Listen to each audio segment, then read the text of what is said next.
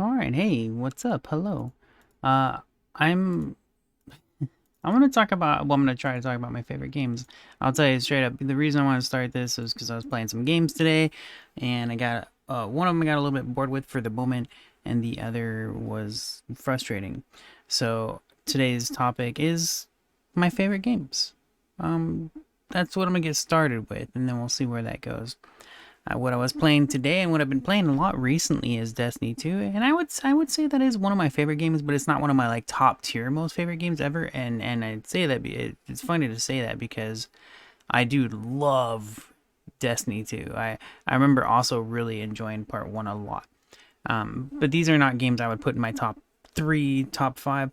Well, I mean, off the top of my head, I don't think it is. They're probably top 10 though, probably top 10. But when you get into that kind of a list, it's really hard to shrink it down, right? Because that top three will be like a tie, between like five different games. You're like, how do I shrink this in? Anyways, so I was playing these games today. I was playing quite a bit of Destiny 2. Into that, I think I finally caught up with the main campaign for the most part. Like I unlocked the newest ability set or whatever that comes in that game. And so now I'm doing the normal grind for the most part, which kind of sucks. Actually, my least favorite thing about Destiny 2 is the normal grind. I might be slurred a tiny bit because I'm a little bit buzzed as well. Just FYI. um. So yeah, the grind in Destiny bugs me, man. It's mostly just look, man. I've talked about this before. If you've never heard me talk about it, that's fine. I'll do a recap or whatever. uh, Destiny, in a sense, and other games too, but or even Marvel's Avengers. And I talked about this before. I can't remember if this was the second or third episode. It was the one that talks about. No, I don't know. Whatever, dude. Sorry, I wasn't planning to talk about that. That's why it's not on the top of my head. um, but anyways, the grind part is just this. Okay, there's a point no matter what in all of our lives, no matter what, no matter how much we love a game, no matter how long we've played it, there's always going to be a point where you get sick of it, and it doesn't mean you stop loving it. There's a difference. I've come to recognize and realize this myself as a gamer who played Diablo 2 for a little over 5 years. It was like 5.5 years. And we're talking every single day, all day long. If I was home, if I was playing games, we're talking like an average of 5 to 8 hours a day, right? Like every single day. And World of Warcraft for a bit longer than that. There are these games that we are able to spend a lot of time on because we just love them. We really enjoy them. It's something that we can go to daily and just get into. That's awesome. That's awesome. It's great. I have not had a game like that since World of Warcraft. I've had lots of games I've enjoyed and that I really love and have had a lot of fun with, but I haven't had a game that I've been able to really get in. Well, Diablo 3. I can't even say that about Diablo 3 because it wasn't the same. And I don't blame the game for that. Some other people might, some other people trash on Diablo 3. I actually love Diablo 3, especially after Reaper of Souls. Oh my gosh, dude, that expansion changed that game and it just turned it around, everything for the better. Now, I remember the main problem I had with Diablo 2 at launch, and I still loved the game because I thought the story was cool. Oh my gosh, the story is so cool. I love, did I say Diablo 2? Diablo 3 at launch. I love the story. I don't know if I said Diablo 2. I think I might have. I really did enjoy Diablo 3 at launch, but I had a lot of complaints, and it wasn't server issues. I remember there had a lot of server issues at launch day. It's an online game and all that kind of stuff. But my major complaint personally was the loot system. And here's what's messed up. This is what drives me nuts about the loot system with Diablo 3. All right. Now, you know what's funny about this? Before I get into that, I'm gonna like the first second I started this episode was because I wanted to talk about Agents of Mayhem. So I'm gonna try to remember to talk about Agents of Mayhem a little bit later. But I'll never forget Diablo 3's launch because I actually loved the game. Gameplay wise, dude, oh my gosh. I'm gonna be straight up, all right, look. I played Diablo 2, okay, a ton. I was just talking about that. Like, and I didn't even expect to get into Diablo 3. It was just kind of, this was all kind of passive in my head. It just kind of came up while I was talking about this stuff. I was not even planning to talk about not only Diablo 2, but not even Diablo 3. But here we are. I actually love Diablo 3 far more than Diablo 2. As far as gameplay, you know what, here, and I'll tell you, specifically my favorite thing about Diablo 3 in comparison to Diablo 2 is the entire skill system, the skill tree system, and being able to change it on the fly. Like the second you're out of combat, and just being able to change how you want to play, to change your ability sets. And I'll tell you, here, look, it may be different for different reasons for different people. For me specifically, okay, my experience with Diablo 2 was amazing, and I'll never forget it. I will never forget it. It's actually a lot of reasons why I love Diablo 3 as well, because Diablo 3 in many ways reminds me of Diablo 2. I think Diablo 3 is Diablo 2, but much better. That's just my feeling, all right? That's how I saw it. I loved it. Now, of course, I didn't play it half as much, not even near. Like I said, I played Diablo 2 like for 5.5 years, every single day, all day, as much as I could. And Diablo 3, not even. I have, I think I have like 600 to 800 hours played on Diablo 3. That's mainly because my game tastes have changed and the way I play games is different. You know, whatever. It's not actually because and the reason I'm saying this is because I actually really do believe Diablo 3 is better than Diablo 2. And it's mostly because of that, being able to swap the playstyle at anytime I want. Now, and one of the reasons I say that is because I had like probably around at least 30 different accounts on Diablo 2. And the reason for that, if you don't remember, if you never played Diablo 2, the way it worked back then was, I'm trying to remember, and I'm pretty sure I remember this mostly correctly.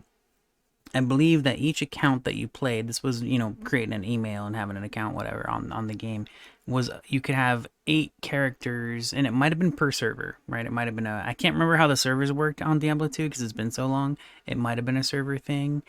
But you could have 8 characters per account, okay? And that's why I had probably at least 30 different accounts because I played I played the crap out of it, dude. I went out of my way. Now, I made every single possible build, okay, for skills. I don't know if you never played Diablo 2, this is just as you level up, you get different stats. You actually, this was kind of in a sense, it had a lot of more role playing mechanics than Diablo 3, for example. You got to pick your stats. Like there was intellect, dexterity, strength, stamina, vigor. I think stamina was vigor. Health, whatever, right? And every time you leveled up, if I remember correctly, you would get 5 points for your stats, picking between the intelligence, strength, and all that, and then 1 skill point, if I remember right. It's been way too long. I believe it was something like that. Anyways, so I had tried every possible build, okay? Now, a lot of those builds, I only got to like between level 30 and 50 because there was sometimes in those skill trees, you have to get halfway through before you can try the build that you're trying to really get to. So you can't even really try the build you want at level 1. Like it's impossible to do in Diablo 2. This was impossible back then. It's still impossible in 3 as well because you still have to level up to get the skills you want. So yeah, there was always this point. Now I got a lot of the builds to level 80 plus. Okay, I can't remember if there was even a level cap. I really can't because I remember once you got into the 90s, like it was insanely slow. Like it'd be so rare to see a player with a level 98 to level 99. I think my highest level characters, I think I had a couple at like 98. I can't remember for sure though. I can't remember for sure. It's been many years. Okay. But anyways, so I had played all the builds, and that's actually why I like 3 more than 2. Other people will have they'll say the opposite. They're like, I prefer being able to do all these builds, and feel like I'm working towards it or whatever, But having gone through that and having done all the builds and having had to replay a new character over and over and over and over and over. Which at the time I didn't hate it. Okay, I didn't. That's why I did it. I loved it. That's why I did it. I didn't hate it. I wasn't, I wasn't annoyed. But now when I think back, I'm like, yeah, this is exactly why I prefer part 3. I've been there. I already played it. I already did that. And it's kind of the same complaints I have for any game that I play nowadays. It's something that comes up. I'll talk about how look, I've already been through that. I don't want to go through it again. So I do. It sucks really bad because I do understand why. younger gamers or whatever, or even if it's your first time playing a certain genre, why you prefer certain things about it over how things are done differently in sequels and stuff like that, you know? So having been through it all, I also really do, in most cases, appreciate the newer stuff. Now, sometimes I also still have preferences. For example, Resident Evil, I still prefer the old school camera angles. I do not like the third person shooter camera angles at all for Resident Evil, but I don't hate the games. I remember especially liking Resident Evil Revelations. I thought they did a good job on that, and which I had mentioned in a previous episode. Anyway, so Diablo 3 I do like a lot more than Diablo 2. And I would say that's probably one of my favorite games, even though I have, less time played on it. Like that's mostly it's just different. I don't know, whatever, man. It's definitely not because I don't like it. That's for way fucking sure. Whoops, I meant to say freaking. Anyways, so I'm gonna get into, look, man. Now I've talked a little bit about Agents of Mayhem in the past. I even made a video about it on my YouTube channel talking about, I had made a playlist that I wanted to get into. Now there. You hopefully maybe one day you'll want to check out me and my sister's podcast. It's called The Poor Reichs. I even made that the Poor Reichs. Our last name is Reich. And I made a YouTube channel specifically dedicated to that. I wasn't planning to at first. I was just gonna have it as a separate playlist on my gaming channel, and then I was like I was uploading our episodes, and I was like, dude, we already had so many more prepared, ready to go. And I was like, I'm just gonna make it a channel for just us, me and my sis, just chatting and hanging out. So check that out if you want any insight into my personal mentality, because you're gonna get a lot more of that in that podcast specifically. This one right here, the Grateful Gamer, it's as best as I can to stick to just video games. All right, So anyway, so I've talked about Agents of Mayhem in the past, and I can't help it, dude. I just can't help it. It's one of my most favorite games ever, and I have lots. It's like I said, it's really hard to pinpoint them down to the top 10, and then the top 3 it's damn near impossible. Now, at this point, I could say the top 3, Mario Odyssey. I haven't had this fresh in my mind in a long time. It's been at least a year or longer. Well, no, actually, it's probably been like 2 years now. But I do remember, I can tell you this, look, until Mario Odyssey and Uncharted 4, even God of War didn't come up to this point. Well, I can't remember because it has been a while. I think it was nearly there. It probably was, actually. Uncharted 4, God of War, the newest God of War, the PS4 one where it was rebooted, and Mario Odyssey. I'm 43 years old and I've been gaming since I was 5. These were some of the first few games in my entire life where I could pick out a game and be like, that's my most favorite game I ever played. I'm not even kidding. It's crazy. And what really drives me nuts specifically about Uncharted 4 is that the pacing is so bad, and I actually talked about this in the previous episode. Just the pacing, it's such a slow-paced game, but it's still, as a one-time playthrough, it's absolutely amazing. It's so freaking good, man. So I think Uncharted 4 was the first game in my lifetime that I could ever say that was the best game I've ever played in my life, which is crazy because it's now, if you were to look at it generally, and just step back a bit, it's still just another kind of third person shooter, right? But it was amazing. Okay. The experience, the story, it was just so good as a one-time playthrough. Going back and playing it again is a bit rough because it is really slow. It does have poor pacing. But the first experience was amazing. Mario Odyssey, on the other hand, I'd played after Uncharted 4. And I don't remember when I played God of War between these games. But I do remember, I don't remember being I just can't remember. It's so weird because God of War is absolutely exceptional. It is exceptional. That reboot, it's especially the story. I think what pissed me off about God of War was the combat. It could have been so much more fluid. I would have preferred a more Bayonetta combo style system to God of War, because God of War, the reboot, is basically 3 attacks or 4 attacks, over and over and over and over and over again. And I had talked about this a little bit, and people were talking about, oh, you can cancel your attack and do a different one. I don't care about cancels. Cancels mean nothing to me. I want a full-blown fluid 10 to 30 times combo, This 3 to 4 combo crap is boring. Okay, that to me, anyways. It doesn't mean I didn't like it. Like, and because overall, if I remember, I might have given that game a 10. Um, at the lowest a 9. I can't remember. It's been a while. I can tell you right now, off the top of my head, I'd be surprised if I didn't give it a 10. I think it's possible that I didn't. I think it's possible I gave God of War a 9 out of 10, but I believe I gave it a 10. um, but so Mario Odyssey though, dude, um, wow. I Here's the thing that's crazy about it. Like, it's such a it's kind of a simple game. It's a Mario game. And of course, as always in any of these Nintendo type games, you get the further you get into it, the harder it gets. But just Mario Odyssey specifically always stood out to me as very special and unique because I'll never forget that the every level was unique, and not only that, but like there was a process through each different level where like I always like, now this is just a memory, right? And I don't want to overhype it because it could be a different experience for each of us. But I always remember it being kind of basically a never ending new experience, like even within each level, like throughout playing a single level, I was like seeing something new, doing something new the entire damn time through the whole freaking game. And of course there's a lot of the same stuff, but just generally, like if you were playing a new level, it was an entirely new thing that you had not done before. And that is, I can't even think of another game that did that. And I love other Mario games. Like one of my other most favorite games is Super Mario 3D World on the Wii U. I had originally played this on the Wii U. I do not have the Switch version.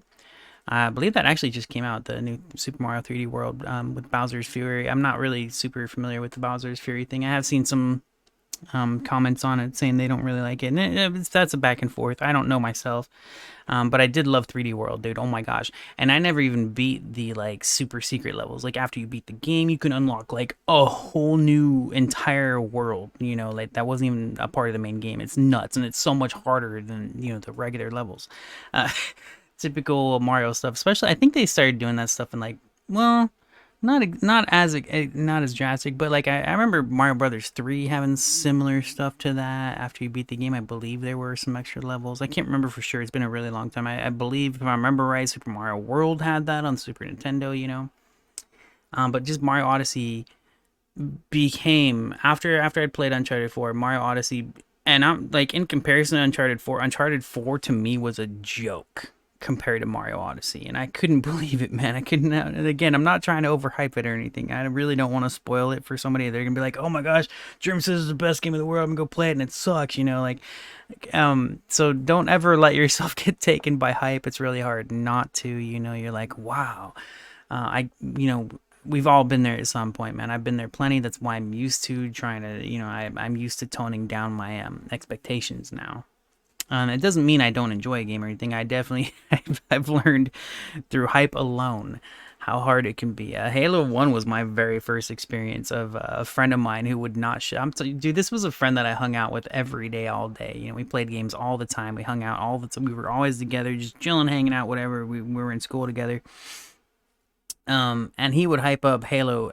He would never shut the hell up about it. Okay, this was like his favorite game at the time. So every single day for like a year, I finally played at his house, and I'm just like, dude, like, what's the big deal? And now many years later, I've gone back. I played the Master Chief Collection and stuff, and I really do enjoy the series, But I do still have complaints even about Halo. Like I do. I look, whatever. I'm not gonna bullcrap that. I have plenty of complaints about Halo, but generally I love it. And I'll tell you what, straight up, I loved Halo 5.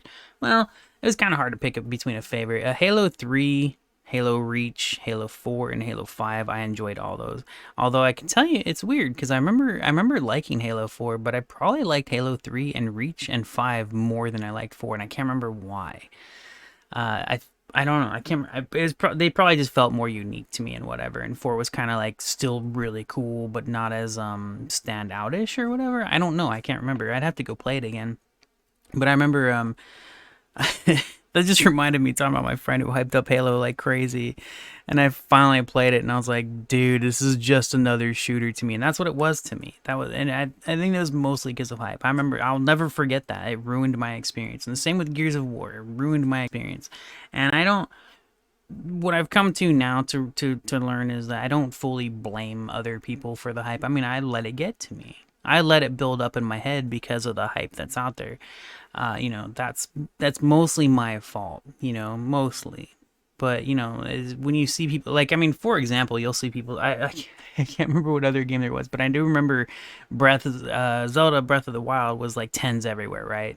Tens everywhere. Freaking 10. That is not a 10 game. I like personally I'd give it an 8. 7 to an 8. Probably an 8. I don't know. I still haven't even beaten it.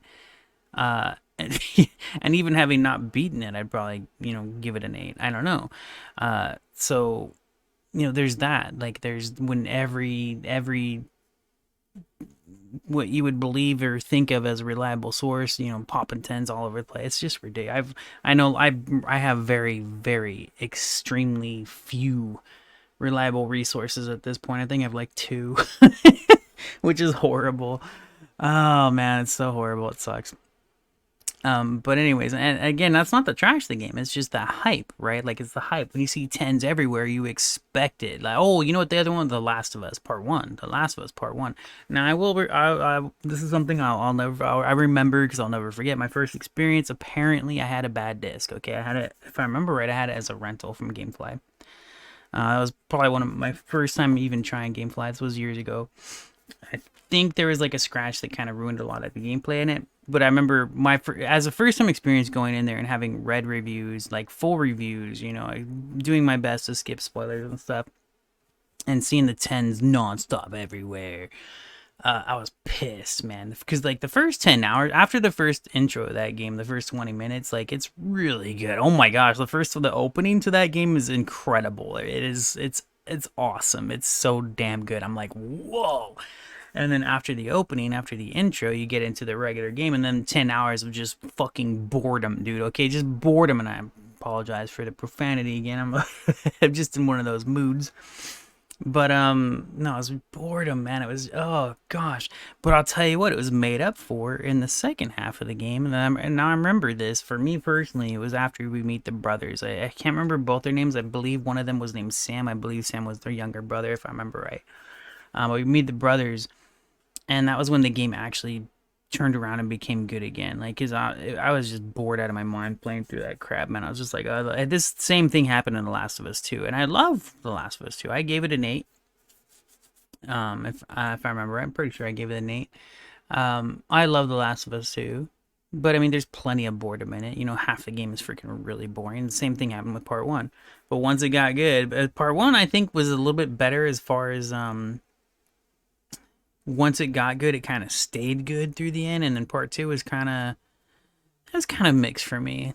I really was into it, but I was also a little poorly paced. I don't know what's going on with those guys and the pacing on their games, but holy crap, come on. Anyways, no, they are great though. They're really good. So I remember specifically with The Last of Us, I had to send the disc back. I don't remember if I thought it was maybe because so I had just encountered a bunch of issues with the game. It was not only the boredom, but my AI. And the AI is kind of bad, but I think it might, I don't know, dude. I don't know if that scratch, that there was this tiny little scratch on the disc, and sometimes that happens, right? If it scratches in the wrong spot, then you're screwed. At least it's better than the old days where if there was a scratch on your game at all, you couldn't even load the damn thing. I'm talking about like PlayStation 1, like. But anyways, I sent that disc back and I requested another one, and I gave it another try. I don't know if I did it like immediately or if I tried it like months later or not. I can't remember. It's been a while. But I'll never forget that first experience. It destroyed it for me, especially after seeing all the tens everywhere. So not only was the game really boring, but the AI was really bad. And I'm talking about Ellie. I'm not talking about the enemy AI. I'm talking about my freaking teammate AI. Ellie would be doing some really weird and stupid things, But what it came down to is when I finally got around to completing that game and playing all the way through, I reached that point, like I said, we meet the brothers, and that's where Ellie kind of kind of bites Joel's head off, and it was amazing. I wish I could remember what she said. It made me cry. Like everybody talks about it. There's this scene with Ellie when she's talking to Joel, like, you think you've lost people. I can't remember exactly how it goes, but it's so good. But that wasn't the only reason it turned around. It's just the story got better right there. You know, like that part with the brothers by themselves were great. Like I loved the brothers, man. They're so cool. That whole part where you encounter them, you first meet them, and then your experience with them, and then after that, it just kind of, for me, I felt like it flowed through the end. And again, that was as a first time playthrough. Going back, I might feel differently. You know, playing it again. I have tried playing a second playthrough. I was playing on the hardest difficulty, and I got into it and then I never be. It's good. Hardest difficulties are such nonsense, man. Anyways, I remember how I even got into that specific game. That's so funny because I was thinking about to get back into Agents of Mayhem again, man. Look, man, look, I love Agents of Mayhem. Okay, I can't help it. I just do. And I wouldn't. Here's the funny thing about it. I would not go telling anybody that's like it's the most special, unique game you've never played before because it's not. But on at the same time, like here's the thing. It's not a unique gameplay kind of a thing, but it does have unique characters, and the fact that each character actually feels different than the other character. Like I'm telling, there's like if you have all the DLC, right, like which I ended up with because I got the game on sale really cheap with all, the I forget what they call it, some Mayhem bundle or some crap like that.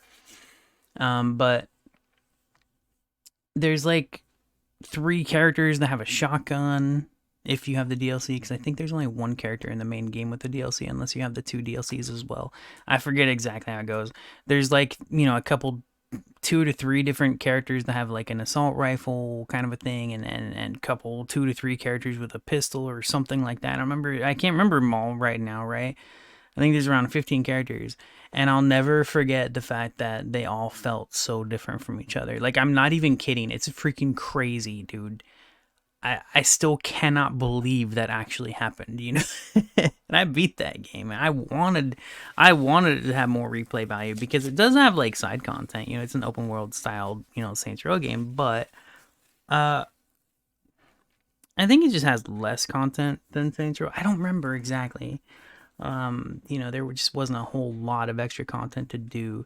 The cool thing though about it is, you can replay the campaign missions and all that. And oh my gosh, dude, they have some of the coolest cinematics ever. The artwork is amazing. They have like they don't have a lot of them, but some of the cartoon style, like fully animated cartoon cinematics are so freaking cool.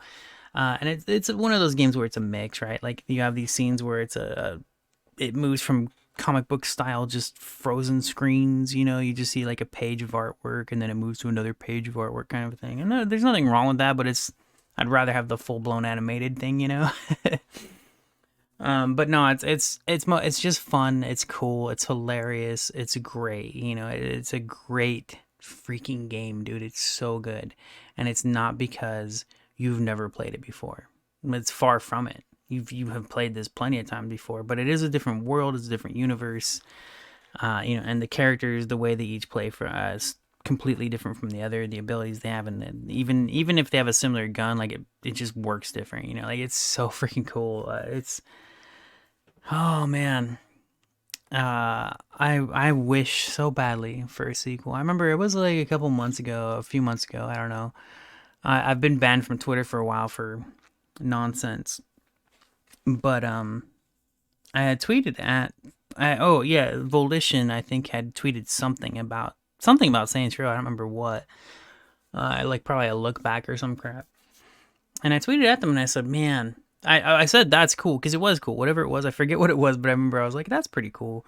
And then I was like, oh man, I really wish for an Agents of Mayhem too. And they responded to me and they were like, oh, and they were straight up. They're like, I can't remember exactly what they said. I screenshotted it, I even shared it on Facebook and stuff. But they said something like, we in a world where that could happen, we would love to see that happen. But unfortunately, it just wasn't popular. Basically, I can't remember how they worded it. Right, I have it saved on my damn computer. Okay, because I was like, oh, it was cool. It was a very realistic, professional, cool response. Like And I say professional because you know it just kind of has to be when and that kind of thing. But it was also personal, you know, like it was like one of those personal, professional type things where they could say that, and also it wasn't going too far, kind of a thing. I hate having to speak professional, man. It's the worst thing about any job, dude. Like, because, you know, honesty is the best to me, man. And when you got to be professional, you can't be honest with everything. It's so stupid. Anyways, they were like, yeah, we wish it could happen, but it's just not gonna. You know, it didn't get the kind of numbers it should have or whatever, you know, and it really sucks because man, I would love, dude, an Agents of Mayhem 2 where it's like bigger, more content. And I don't mean like a waste. I don't mean Assassin's Creed style. And I like as much as I like the new games, Odyssey, Origins, and Valhalla, they're cool. I don't mean just bloated content. You know, I mean more things to do. Because I do like they've done a great job. They have on as far as Assassin's Creed go. I think they have done a really good job. But it still is just like, you know, this is too much. It's a, you know, but that's cool though. That's it's perfect, especially I think for new players that never even played not only Assassin's Creed but open world games where you know, because there's a point. It's like I say, I was talking about this earlier. There's a point you will always reach no matter what, no matter how long you play a game and how much you love it. Eventually at some point you're going to get sick of it. That's just how it goes. And there's nothing wrong with that. Some people don't recognize it that way though. I like because some people get really mad. They'll be like, "Oh, I'm sick and tired of playing this game. Sucks now." You know, right? Like it's so weird that they changed their mentality from going, "I played this game for 5 to 10 years and I loved it every single day, every single second," and now all of a sudden there's a new sequel and it's the same exact thing, and now it sucks because you're sick of it. Like, no, it's not how it works. But you know, it is a one day you can probably turn around and recognize it, you know, and be like, oh yeah, I probably was, you know, whatever. It's kind of like me with it's I didn't realize until my 30s, probably I think my early 30s or whatever, where I was like, you know, I'm gonna have to stop saying a game sucks just because I'm not interested in it. You know, I had to switch that off. It took practice. It took a lot of effort to turn off that habit of just saying a game sucks because I don't want to play it. You know, game doesn't suck just because I don't want to play it. You know what I mean? So. And the same thing with like sequels and stuff. Like you just get sick of a game. World of Warcraft. You know, I loved World of Warcraft, man. And when I quit, it was hard to quit. It was really hard to quit. But when I had quit it, I thought I was quitting for good. I really did. Like I was done. I was like, look, I love the crap out of this game, but I'm done with it. And I actually ended up selling my account. I wish I hadn't. Because man, like I don't know, it was probably like 2 or 3 years after I sold my account. They made stuff account wide. I was so pissed. But like I said, I had never planned on coming back. But there were a few times throughout the years, you know, I kept trying to return to the game just to check it out. You know, a new expansion came out. I was like, I'll go give this a try, I guess. You know, and I played it a bit, and almost immediately, you know, especially earlier on. First couple days playing that, first day I was playing that, I got to play it a couple hours. I was like, oh man, I love this game. I miss this game, and then, but you know what? I don't want to play anymore. I was done with it, man. I had played the living crap out of it. Okay, I was done with it, man. But I had returned to it like a year or two ago. Oh, Battle for Azeroth was when I went back, and I actually really got invested into it.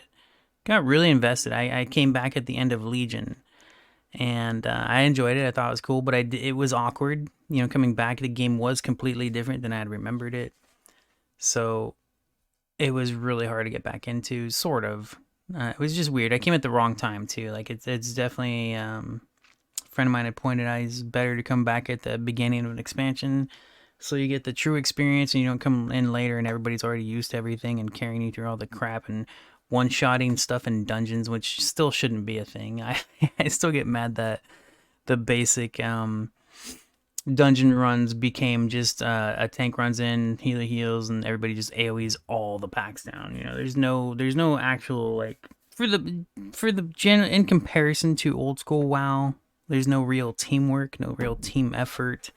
At most, you know, I mean, you still want stuns and spell interrupts here and there, but it's not the same. It's not the same. We used to use CC, which is crowd control, and we used to have to a long time ago in early WoW. We used to have to crowd control literally everything in a pack. Like if you engage with a pack of like 5 to 6 mobs, you'd use as much CC as you possibly can to make an enemy unable to move and attack you while you take down the other mobs.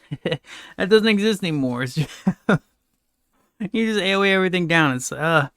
I still never get over that, like, but I had to change my mentality towards it. I had to, and once you get used to that, it took me a long time, man. Once you get into it and you realize like it's just a different game, and you play it and you accept it for what it is. It is fun. Like, it actually is fun, but it was definitely hard to come back. Oh my gosh, it was so hard to come back to. But Battle for Azeroth, I loved, dude. So many people. I don't know why so many people hated it. I loved it. I loved the story. I thought the story was really cool. Like, the way you played through the campaign was awesome. Like, I loved it, man. I just loved it. And I forget. Oh, the newest expansion. I think Shadowlands. I got into it, and I believe I was at the early on, the first month or two. I was caught up with the story. I think I hadn't got into the grind. The second I started getting into the grind, I was like, no, I'm done. It's weird. It's weird. Because I was really into it, and they did a lot of cool new things I hadn't seen before, but when it's kind of, it's just that grind aspect. Like, I don't understand why. It's weird. I don't know, man. I'm sitting here trying to think of games to compare it to where you don't have to make people grind so much. It's just different, really. What I miss more than anything, especially like back in old WoW, like even Vanilla had this. They didn't have much. I remember, I'll never forget, the Winter Saber Tiger grind was completely optional. It was some side thing that you just happen to come across. If I don't remember, I don't even know how the first person came across that quest. The Timber Maw rep. These were optional things that most players probably wouldn't even bother with unless it were super hardcore. And even then, players, even if you're super hardcore, plenty of hardcore players didn't get deep into that stuff. But it was an optional grind. It was just something completely separate and unrelated to any of the regular game. You didn't have to do it, but it was kind of your own personal goal that you could do. And of course, you could say that about a lot of things like crafting or fishing and stuff like that, but it's not quite the same, especially in comparison to now, where, like, so in TBC, the Burning Crusade, was the first expansion? Yeah, I think that was the first expansion in World of Warcraft. They had added a bunch of optional grind stuff. Oh, it was so cool, like Netherwing. Oh my gosh, that was my favorite. I love Netherwing, but I also loved the one on Storm Peaks, and I always forget the freaking name of that one. Anyways, these were optional grinds. Some people saw them as something you needed. I never did. And I was a hardcore gamer, okay? And I never saw those as something that you needed to have. But now at this point, there literally is no optional grind in World of Warcraft. Every single aspect of it is a grind, no matter what. Like, you have to do it if you want to be the best of your whatever. It's that part I hate about it. Like, I still generally, I love the game. A lot of stuff they've done is really cool.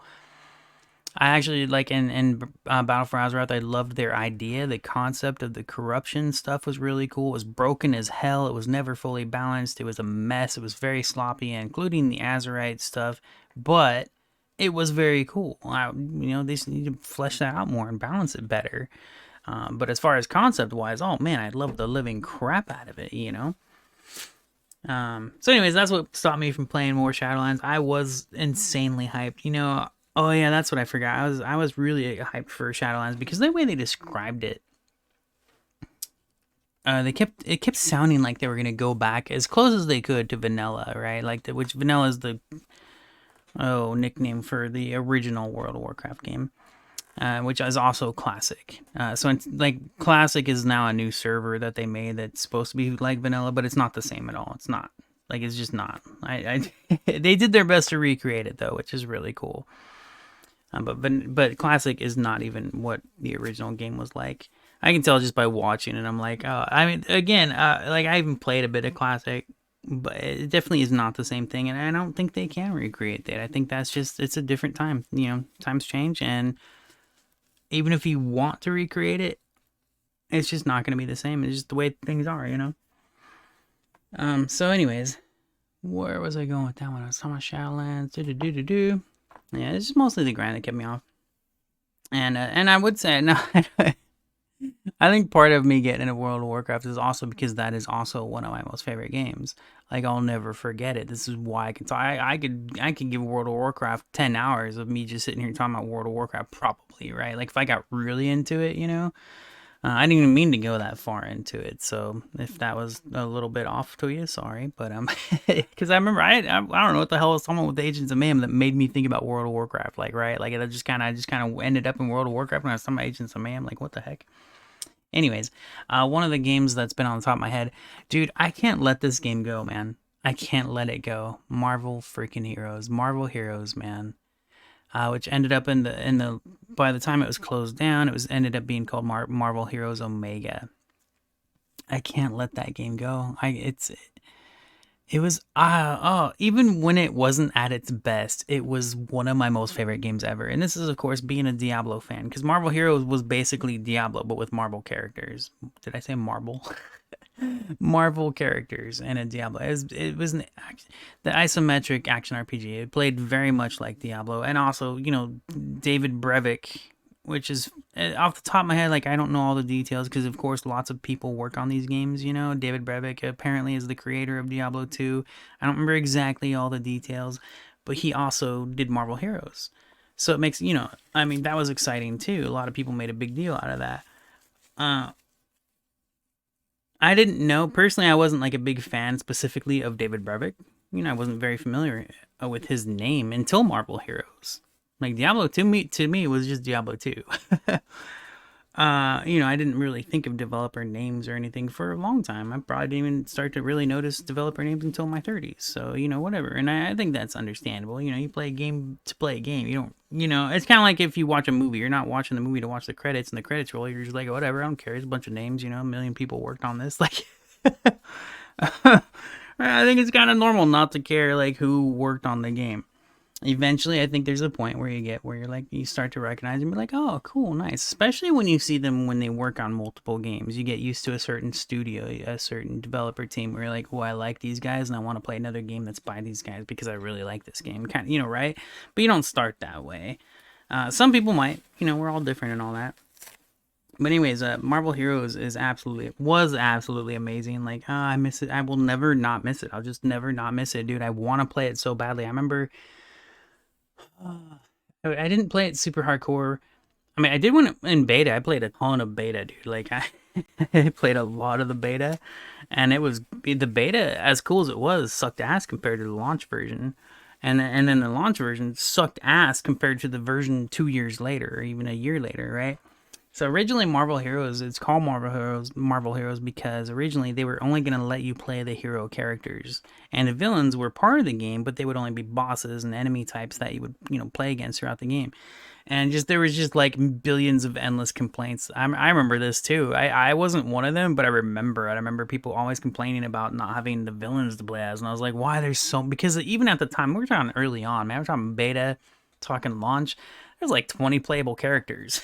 Which was nothing compared to 2 to 3 years later. I can't remember how long it was out, but I mean, even I think they had like 60 playable characters by the time it shut down. There was so many free playable characters, it was insane. So early on, there was like 13 to 20 playable characters or whatever, and they were all heroes. So I didn't care though. I'm like mostly because I liked the gameplay a lot.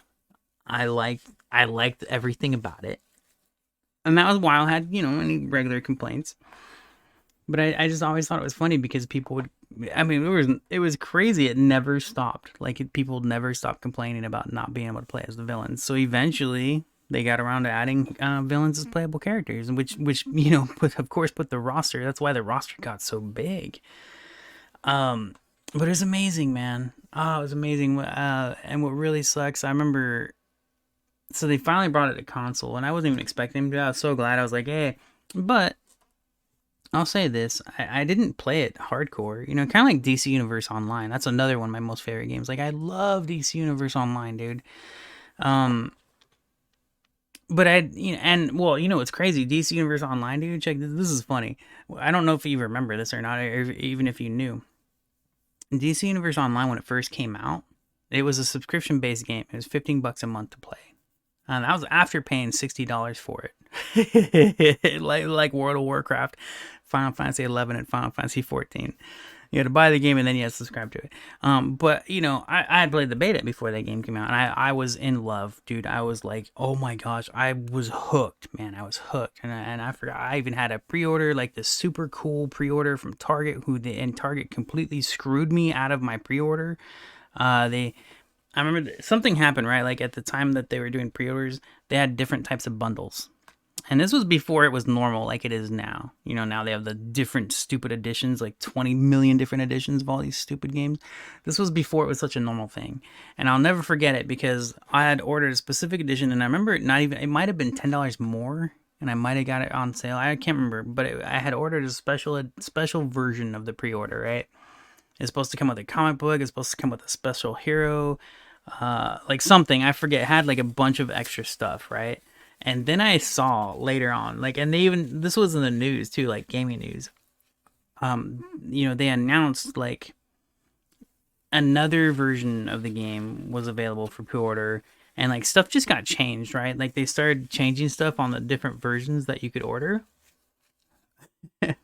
So turns out by the time I got mine, for whatever, and I remember I was looking at it too on the Target shop. I was checking. I remember because whatever version I had, I was checking it on their store. I was like, because I saw that they were changing the versions, and I saw that they even changed the version I had pre-ordered.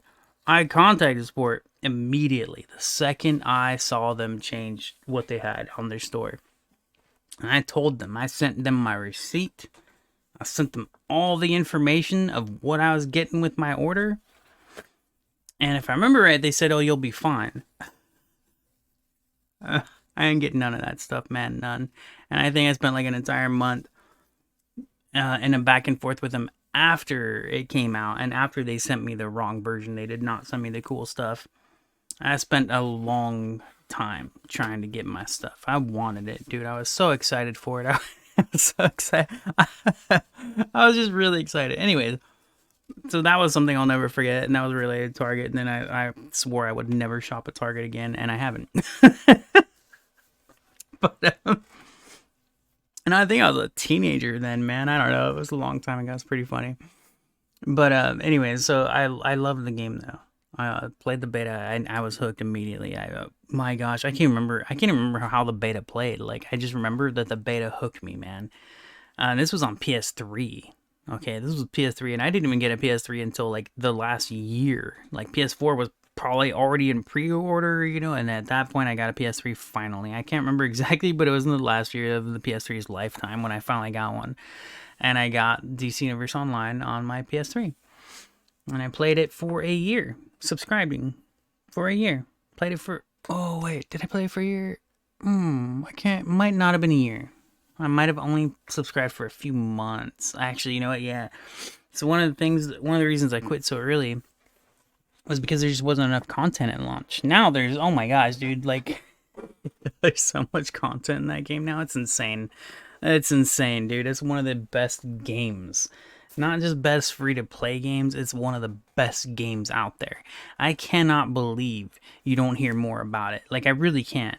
I really just cannot believe you don't hear about that. Like, it's not even a Twitch thing, right? Like, nobody plays it on Twitch, right? It's got, maybe have like 30 viewers at the most playing, like, watching that game. I don't know. But it's nuts to me. It's nuts. What's even crazier about it is how that game has received content every few months, constantly, its entire life, man. Like, it's only gotten better. It's only had more and more and more, and I'm just like, how is this game surviving? You never hear of it. Nobody talks about it. Nobody streams it, but somehow it's constantly getting updates and events and just all kinds of cool stuff, dude. I'm just like, oh my gosh, you don't hear that, dude. That is not normal. Most games die. If they're not being streamed on Twitch, they just die, right? Like, that game's dead. Nobody even plays it. But no, DC Universe Online, just rocking, man. I have no idea how. I'm so glad, though. I really, really am. I wish that could happen for every game that isn't popular, but is still awesome, you know? Like, so this is DC Universe Online, man. Oh, it's so good. It's free to play. It's at this point is literally on every platform. It's on the Switch, it's on the PS4, it's on Xbox One, it's on PC. It's free to play, and And again, this is just my thing. Like, I just love it. I love it. It's one of my favorite games. It doesn't mean you'll love it. I don't expect you to love it. I hope you do. I'll say at least try it. Like, I have a friend or two that, they tried it out and they were like, eh. One of my buddies said it was hollow, and I was like, I said, no, no. I don't know what the hell you did. That game is not hollow. It's not. It's really not, dude. There's no way. That word by itself, I was like, dude, no way. I was very confused. I was like, how could you play that game and think it's hollow? There's just no damn way, man. So anyways, yeah, DC Universe Online, and the reason I got into that is because of Marvel Heroes, which they're both, superhero games, but they are completely different from each other. Like I said, Marvel Heroes is like a Diablo style game, but with the Marvel characters, and DC Universe Online is more a hack and slash-ish type game, third person view. It's look, I don't want to overhype, but I wish I knew more people that played it and enjoyed it. I do know people that enjoy it as well. It's just weird. It's so weird because you never hear about it. And I'll tell you what, man. Well, that's why I got into it, because it's one of my favorite games I didn't play very hardcore, which is just weird. Like I said, though, DC Universe Online, I was subscribed for a few months because I just loved it. But I was hardcore, man. I loved it so much. I loved it as much as I loved World of Warcraft at the time that I was playing this. I was playing it every single day, all day, and that's why I think 3 or 4 months later, I stopped playing it and stopped subscribing to it because there wasn't enough content at the time. And this isn't like a super grindy game like World of Warcraft. Like in DC Universe Online, you can be level capped in 2 days if you're in a rush, right? And casually, like if you just enjoy it and you're playing it, you'll be level capped in a week. But that doesn't end there. That's the thing. Like, the game doesn't end at level cap. There's so much stuff to do, dude. It's so freaking awesome. It's crazy. Got it, man. Every time I talk about it and think about it, I want to go back and play more. It's just not like the full mood I'm in, but I really love it. So Marvel Heroes, one thing that kind of sucks and is weird is, and I didn't know this, I remember I saw complaints about it on the forums and stuff, but when they finally released it on console, they put it on PS4 and Xbox One, and I think they kind of staggered it too. They must have had a small team or something. It was really weird, because apparently, I remember seeing people complain about the Steam version, the PC version, stopped getting updates as soon as they switched and made a console version. So apparently they were catching the console version up to the PC version. And while they were doing that, PC was stagnant or whatever, right? Like, they weren't continuing any updates and stuff like that. So it was really weird. So I don't know how that stuff works, because, a lot of times if we see like a game launches, if it launches on multiple platforms, it just launches on multiple platforms. But these are different. They are, live games. Like, I remember, I always thought it was weird, because even Diablo 3 had a similar thing, where Diablo 3, when it came out to console, did not have Reaper Souls right away. Right? Like, Reaper of Souls was already on PC, if I remember right. I could be wrong.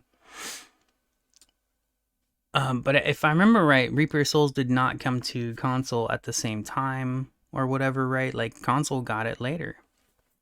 And then after Reaper of Souls, after console got Reaper of Souls for Diablo 3, even updates for game stuff that the PC version had for a long time didn't get to console until much later. And I always thought that was weird. I was just like, what the hell? So something similar-ish, I don't know exactly what, but it happened to Marvel Heroes as well. But it was in reverse. Once they moved it to console, PC just stopped receiving updates at all. And I'm just assuming it's probably because it was a small team. I really don't know. But what I'll never forget is that there was a really big update. So one of the things about Marvel Heroes that used to drive me crazy, especially early on, and I loved the game, okay? I loved it, but I'll never forget this. The stats on gear was insane. It was like each piece of gear had like 20 to 30 freaking stats on it. It was ridiculous. So every time you got, like, you would think you'd get an upgrade, like, there's all these stats that you have to consider. Like, it was I never ever could figure out how to upgrade my items in that game. I didn't care. It wasn't like a game breaker kind of a thing, because I still loved the game and I could still play it just fine. And I basically just look at the biggest number upgrade and switch that out. But it was really dumb. It was too much. And I think the reason they did that is because they wanted players to enjoy the options and to really get into the numbers and all this stuff. But it was too damn much, man. So, and it was like 2 years or more before they ever cleaned that up. Their major patch, this was like a month before the game closed down. They finally toned that down. They finally simplified the stats on the gear, and it was so much. They went from 20 stats to 6, you know? And I was like, oh my gosh, finally! It took you guys forever to finally do this. And I was so excited and happy. I was like, yay! But still, even then, I still wasn't a hardcore player. But what I thought was messed up was there was a point. I remember this. It was on PS4. Now, it was on PS4 for at least a few months before I finally was in the mood to play, right? One day I was like, you know what? I'm in the mood. Now it's time. I'm gonna go play Marvel Heroes like nothing. I'm gonna get into it. I'm just gonna go, man. I'm gonna go level up everything. I'm gonna go play it like crazy because I was in the mood. I was just in the mood. One day I was finally like, it's time. It's time for Marvel Heroes. It's time. And I had already spent like at least a couple hundred hours on the game. Like beta and PC version before it was on console. You know, it's not like I didn't play it a lot. I just wasn't playing it every day, all day, like I have a couple other games in my life. But I loved the game. I loved it. So one day, finally, I'm like, here we go, dude. Here we go. Now it's time. I'm in. Let's do this. And 2 weeks after that day, they announced the closure. It might. I can't remember. I feel like it might have been 2 days. I don't know why I'm thinking 2 weeks. I think what happened was I think it was 2 days after I started, they announced the closure in 2 weeks from then. I think that's why, because I remember 2 weeks as a part of it. So I think that's what it was. I think it's like right after I started playing it, I was getting into it and I was like, yes. And then I remember the announcement happening like right away. I think that must have been what it was. I think they had like right after I was ready to get into it, they were like, all right, 2 weeks from now we're shutting down the servers. Sorry, you know. I'm like, no. So it just really sucks, man. I freaking love that game so much. I'll never forget it. I can't let go of it. I don't want to let go of it. I can't help but want someone else to be able. Like, I don't know how. I mean, the way everything I've read, they're like nobody's ever gonna be able to bring this game back, legally or whatever. You know. I don't know why. I don't know what it's tied to. I don't know what all the stuff is, you know, whatever. I just really wish someone could bring that back. I really do. And that's not because I expect if somebody brought it back, it would be popular, right? I don't. And that's probably why nobody has really tried to, you know? It's kind of weird. It was such a good game, man. It was so good. It was so cool. I loved it. They even did PvP, which was crazy because I would not have expected the kind of, like, it was interesting. They had PvP where they kind of did it like a MOBA in a League of Legends style, but not quite, right? So you know, you had bots in the match, and then you had to move from the objective to another objective, whatever. I forget. It was very close to MOBA, like League of Legends, but it wasn't exactly like League of Legends, you know. But there was this PvP kind of stuff they put in the game, and I liked it. A lot of people complain about it. I think mostly just balance, you know. What's funny about that? I think about it, and what's really funny about it to me is because, like, even World of Warcraft, you know, their PvP is really cool. They have really cool battlegrounds, but there is never, ever, ever, ever, ever in what is it? We're going on 20 years now. World of Warcraft. There's never been a time in that game for PvP where it has been fully balanced. Not ever. There's always been three of the best classes no matter what. There's always three classes that are better than everything else no matter what. And now that can change. Like one patch it's a paladin, another patch it's a warrior, right? But no matter what, it's never been fully balanced, right? Like it doesn't matter how good you are at a class, you know.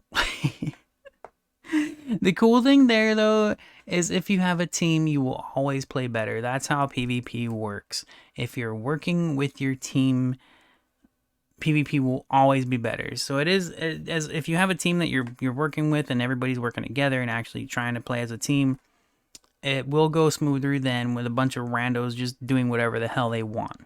You know what I mean? So there is that as well. So no matter how balanced it is, but then you get into the tighter stuff, right? Like the 3v3s and such. When it comes down to it, when you get into the top tier, you will almost always see the exact same three classes teamed up together. Almost always, like 8 out of 10 times. And it's because there's no real balance. There's just there's no real balance, dude. There just isn't. So It just reminds me of Marvel Heroes with the PvP because it was the same way. When like I remember too, because at the time I had returned to the game, Gambit was a new character, and apparently Gambit was just apparently OP in PvP. Like Gambit was just destroying everybody.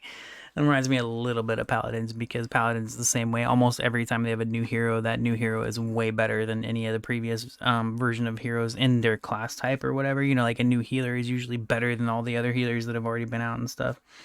But I just always thought that was funny, and something I remember about Marvel Heroes was people complaining about the PvP balance, and I'm just like, what's interesting to me about it.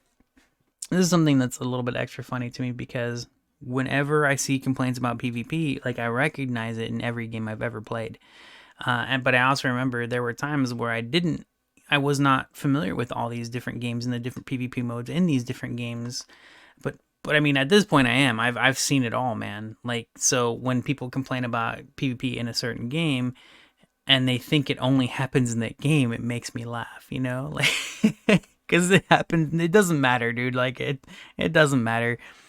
There's no game with good matchmaking. They're all bullshit, you know? Oh my gosh, it drives me freaking insane. I can't. Oh, you need a team. You need a team. If you ever want to play online, you need a team. And not only do you need a team, here's what's funny about that. If you ever play PvP and you ever get a team, I'm talking about like a team where you're actually working together, not just people that you want to play together with and you're just chilling and whatever and you're just chatting about nothing. If you want to play with a real team, you would be talking about like what's happening in the game.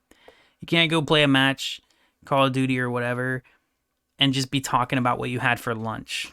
You know, teamwork is literally teamwork. You need to talk to each other about what's going on in the game. You know what I mean? Anyways, that was something I didn't mean to get. It just reminded me of the PvP balance and stuff.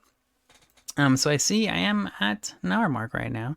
Wasn't expecting that. I was actually expecting to talk more about Marvel Heroes and more about Agents of Mayhem. I'm trying to think of how to finish this. Because I kind of want to go on, but I'm not going to. I think it's fair to end it now. I did say a lot of what I want to talk about now. So, but Marvel Heroes, dude, that's DC Universe Online.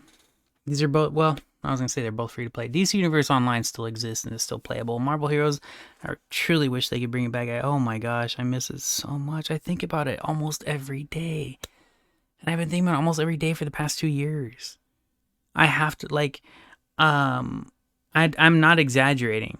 I miss that game. I want it back so badly.